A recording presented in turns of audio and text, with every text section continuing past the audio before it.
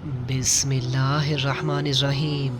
Ladies and gentleman, अस्सलामु अलैकुम वरहमतुल्लाहि वबरकातुहू। नाज़रीन इकराम, आज की इस वीडियो में हम दी गॉड्स विल पर डिस्कशन करेंगे। आप सबसे गुजारिश है कि अगर आपको हमारा मैसेज पसंद आए तो हमारे इस पैगाम को अपनी कम्युनिटी के दीगर अफराद तक भी शेयर कीजिए और इस कार खैर में हमारा साथ दीजिए। तो आइए बिना टाइम वेस्ट के अपने आज के इस यूनिक से टॉपिक की जानिब बढ़ते हैं।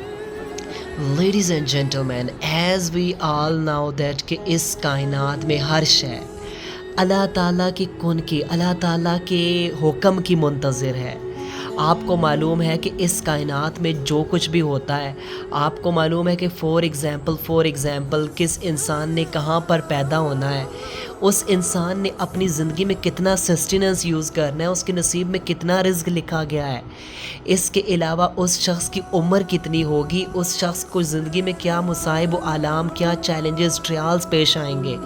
इसके अलावा उसको कौन सी बीमारियों ने घेर लेना है, उसकी डेथ कब होगी, उसकी डेथ कहाँ होगी। ये सारे फ़ैसले तो तकदीर में लिख दिए हैं ना। यानी कि ये अल्लाह ताला ने इस पर जो भी तय किया है। इसके अलावा अगर आप दुनिया के मामलात में देखते हैं, फॉर एग्ज़ाम्पल इंसान को कोई भी इंसिडेंट, कोई भी चीज़ दरपेश आती है, उसमें फ़र्स्ट ऑफ़ ऑल ये है कि अल्लाह की तरफ से जो इजाज़त है, अल्लाह का हुक्म जो है। फॉर एग्ज़ाम्पल अब एक इंसान है, वो किसी बीमारी में लाहक हो गया है, अब वो ट्रीटमेंट चाहता है, वो उस बीमारी से छुटकारा चाहता है। तो ज़ाहिर सी बात है कि अब वो डॉक्टर्स के पास जाएगा, कंसल्टेंट्स के पास जाएगा। अब जो वो डॉक्टर से रेफ़र करेगा, तो ऐसी सूरत हाल में डॉक्टर जो है वो जस्ट एक वसीला बनता है। वो कोई शाफ़ी नहीं। वो अल्लाह ताला की जो सिफ़त है वो अल्लाह ही की रहेगी। डॉक्टर जो है, जो कंसल्टेंट है, वो जस्ट एक वसीले की मानद होगा।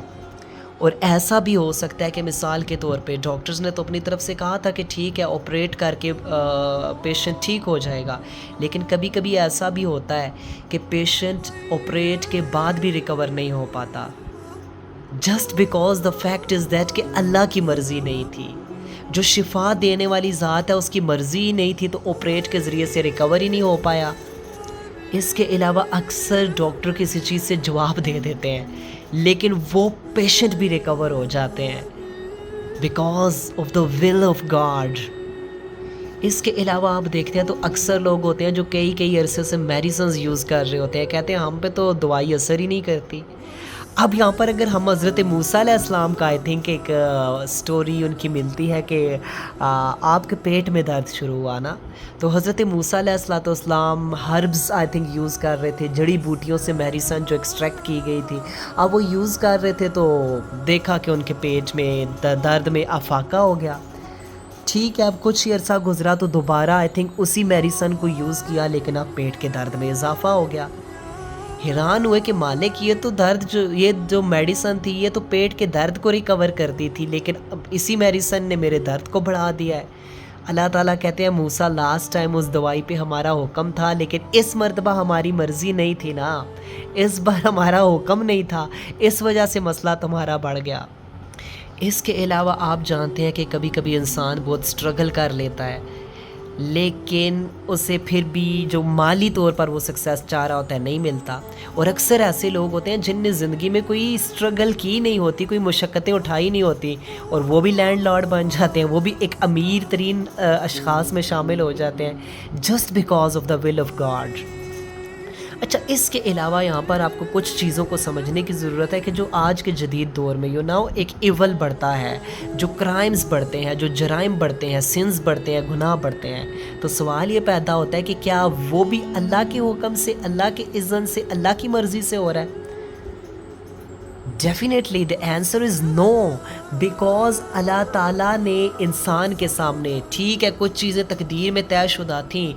अब इसके बाद अगर आप देखते हैं तो अल्लाह ताला ने इंसान को 2 पाथवेज़ दे दिए हैं, इंसान को चॉइस दी है, बिकॉज इंसान को अल्लाह ताला ने खलीफा बनाया है, उसे कैलिफिसी दी है अल्लाह ताला ने, उसे लीडरशिप दी है, और उसे ये दिमाग जैसी अजीम नेमत दी है ताकि वो ख़ुद तो हक़ और बातिल को परख सके ना। اب جو اس دنیا میں کرائم کا ریشیو بڑھتا ہے، سن کا ریشیو بڑھتا ہے، ٹھیک ہے اللہ تعالیٰ نے کھلی چھوٹ دے دی ہے دنیا میں کہ ہم نے آپ کو 2 پاتھ ویز دیے ہیں، آپ جس مرضی کو چوز کر لو. آپ اگر سن کے راستے پہ جانا چاہتے ہو تو جاؤ کرو. اللہ تعالیٰ کی مرضی نہیں ہے اس پہ، اللہ تعالیٰ کی رضا نہیں ہے، لیکن اجازت دی ہے کہ ہاں تم نے کرنا ہے تو کرو. 2 پاتھ ویز ہیں، اگر تم سن والے راستے کو اختیار کرتے ہو یا اگر تم اچھے راستے کو، حق کے راستے کو اختیار کرتے ہو. ہاں یہ یاد ضرور رکھنا کہ ان قریب تم نے پھر ہمارے پاس ہی لوٹ کر آنا ہے. یہ تو تمہارا ٹیسٹ ہے، تمہاری ٹیسٹیفیکیشن کی جائے گی کہ کون ڈیول کے پاتھ وے کو چوز کرتا ہے اور کون ہمارے حق کے راستے کو چوز کرتا ہے. انسان کو ٹیسٹ کرنے کے لیے یہ 2 پاتھ ویز بنایا نا کہ اب کون وہ لیڈرشپ کا، خلافت کا اصل وعدہ پورا کرتا ہے. تو لہٰذا باقی دنیا میں قتل و غارت ہو رہے ہیں، زنا ہو رہے ہیں، شراب نوشیاں ہو رہی ہیں، دوسروں کے حق کھائے جا رہے ہیں، یہ اللہ کی مرضی نہیں ہے. اللہ کا قطعاً ایسا حکم نہیں ہے. اللہ تعالیٰ تو اس سے روکتے ہیں آپ کو. قرآن کریم جیسی عظیم کنسٹیٹیوشن جو دے دیا، آپ کو بتا بھی دیا ہے، ساتھ جو ٹیسٹ کیا جا رہا ہے لیکن بتا بھی دیا ہے کہ حق پاتھ وے کون سا ہے، لیکن انسان پھر بھی دوسرے پاتھ وے کو جوائن کرے، اسی کو فالو کرے، تو انسان کی بدبختی ہے نا.